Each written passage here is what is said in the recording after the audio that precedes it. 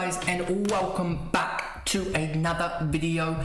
And in this video I'll be going through my tips from round 3 of the AFL season, in which I did get somehow it I got actually that's on me. I got a 6 out of 8 for the games there, and I ended up getting a couple of the tips wrong early in the round and then finished up pretty strongly. So 6 out of 8 was still bottom because I got the first tip of the round so badly off. But anyway, let's go through the tips. So to start the round, that was a shocking tip for me that Port Adelaide were going to win somehow without Butters.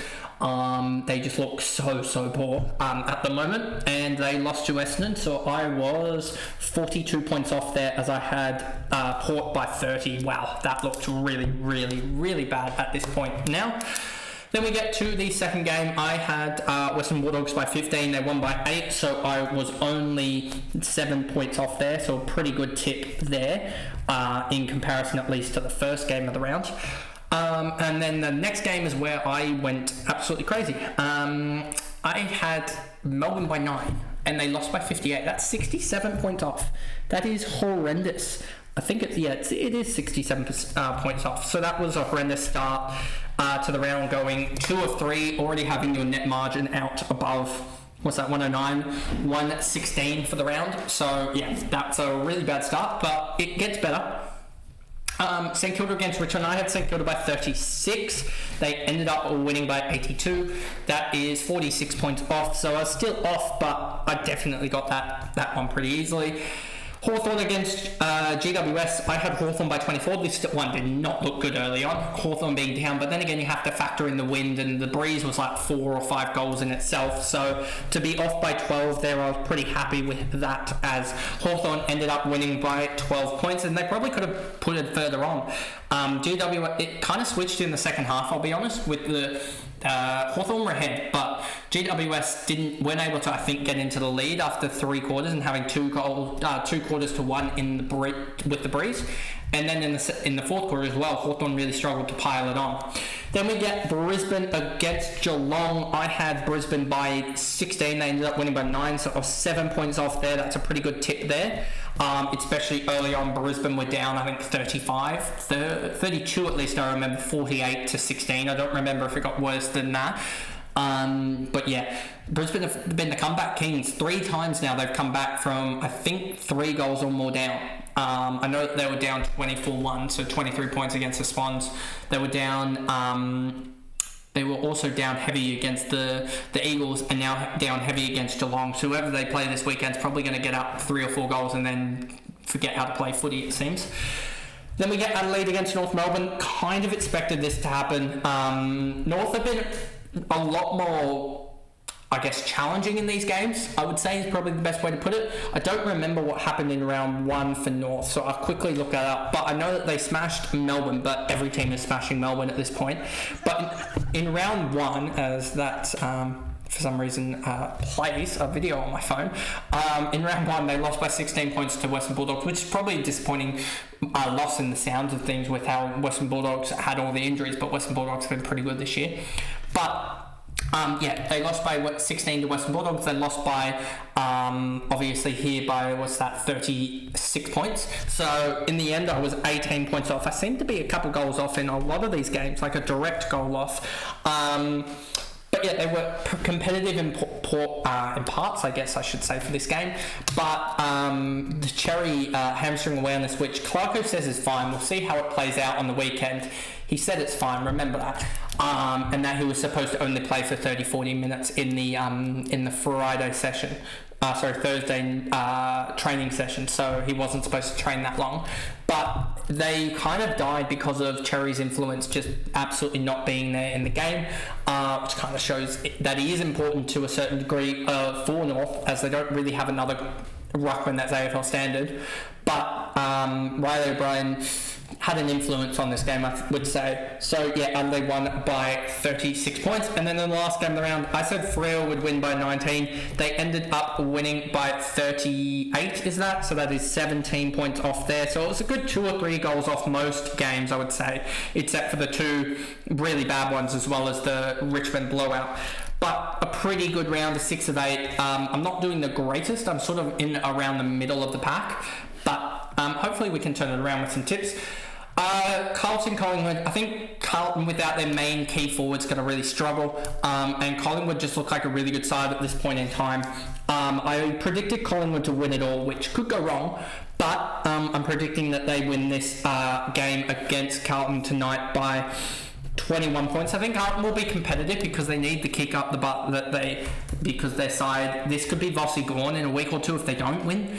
And that pick that they gave up for Jagger Smith is kind of turning around. They went all in almost in a way of getting Jagger Smith and giving up a lot this next year. And so if they don't win in the near future, I think Vossi goes, and we'll see how that develops in terms of Supercoach and fantasy relevance as well down the line, as players could obviously change, etc. Geelong, Melbourne. Wow. Geelong have Stewart back. They've also got Bailey Smith. No Mitch Nevitt because of plantar fascia.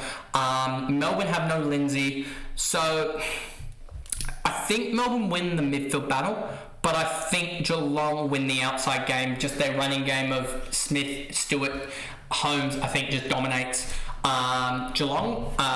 Dominates Melbourne, I should say. Geelong will dominate Melbourne. And so I think they're going to win this one. I think you will see a response by Melbourne, but I don't think it will be to the extreme that gets them the win. I think Geelong win this one by 2 goals. Gold Coast vs Adelaide. This one's interesting. Gold Coast, 2 wins. Adelaide 3. Who would have thought they would be in the top 4, alongside obviously Brisbane and Hawthorn. Brisbane and Hawthorn, everyone thought would be relatively up there. Like I think I had them Brisbane top 2 and Hawthorn I think 5th or 6th, and I knew Hawthorn would get away to an early start. This game's interesting. Gold Coast, I think, win this one just because they're at home. I think their players, I think they found a really, really good player in Bailey Humphrey as well. I think the move to put Tuke as sort of a high half forward has really worked for them as well, swapping almost those 2 roles. And so I'm going to go Gold Coast Suns. They never lose at home, so watch them find a way to lose this. But I think Rochelle will cause a lot of chaos in the Adelaide just manoeuvring around a little bit. So I'm going to go Gold Coast by 16 points at home. Then you get Richmond, Brisbane. Brisbane's going to win this one. This could be the first 100-pointer of the year, genuinely. And so I'm going to go Brisbane. I think that they don't lose. I don't think they lose the first quarter here. I think they get away to a hot start. And I'm going to see them, even with Lohman out, I think they still win this one by 65 points. I think they absolutely trounce Richmond. Then you have North against Sydney. This one's an interesting one. I'm still going to go with my boys in Sydney. I mostly tip Sydney unless it's an absolute sort of know that you're going to lose scenario. I even tipped them against Hawthorn. I didn't tip them against Brisbane in Brisbane, I think it was. Or was it Brisbane and Sydney, and they lost in Sydney against Brisbane? That was a bad one.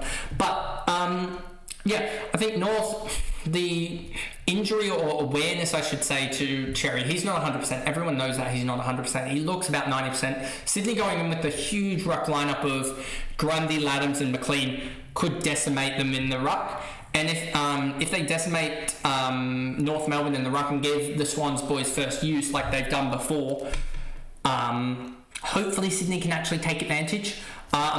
Yes, Sydney have a massive injury list, but I still think that they're stronger than North Melbourne, and I think Sydney win this one. I think it'll be tight. I think it'll be very, very tight, but I'm going to go Sydney by 9 points, I think. Then we get GWS against West Coast. GWS. Genuinely, the question with GWS is, could they win this with like 17 guys on the field? Like, they could genuinely win this with one less guy on the field, I feel like, against West Coast, and I think they're going to win by 25 points. They're at home. West Coast are going to be travelling. I think GWS will have it in the rack in the third quarter and then just switch off. Port Adelaide against St Kilda. A lot of people going Port. St Kilda, Port Adelaide, Butters returning. That'll be a huge boost. St Kilda have Steele returning as well. They've actually had a really good start to the year, back-to-back wins. I know that they played Richmond. They did lose to Adelaide pretty convincingly, but Adelaide have been a form team in the comp. Port Adelaide have lost to Collingwood, beaten Richmond, and lost to Essendon, so they haven't been convincing at all. I just think St Kilda is probably going to go over to Adelaide and cause an upset here. I don't want to go for the favourite in every single game, so I think St Kilda is going to cause an upset here. I don't think Butters will have too much of an impact on this game compared to what you probably expect from the start, just because it's first game back and everything, and he has missed a lot of footy. Like, these guys are match fit now compared to what Butters probably will be.